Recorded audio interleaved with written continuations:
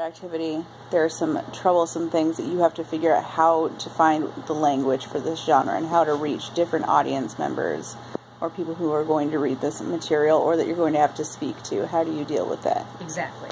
So you are looking at different systems, you're working with different systems that have different purposes and different focuses in the community. So one is you have to learn some of their vocabulary. You have to learn their perspective. What is it that their function is, and which often will play into what they're going to advocate for.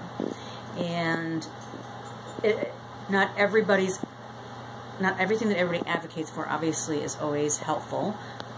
Sometimes you have to learn how to help them compromise or collaborate to get to that final destination or that final goal, and how to keep them focused and why on why that's important and how they can contribute without cutting them out, making them feel irrelevant is very important.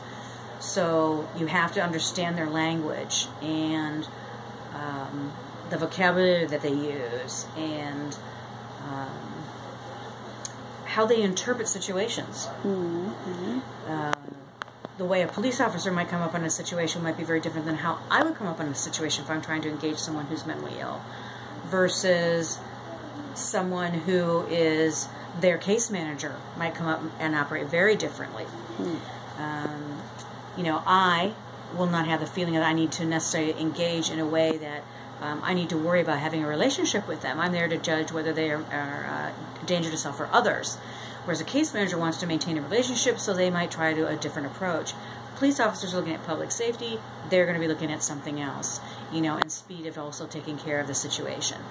And so how you need to understand those things and use their vocabulary if you're going to get everybody to share in that solution in a way that's helpful.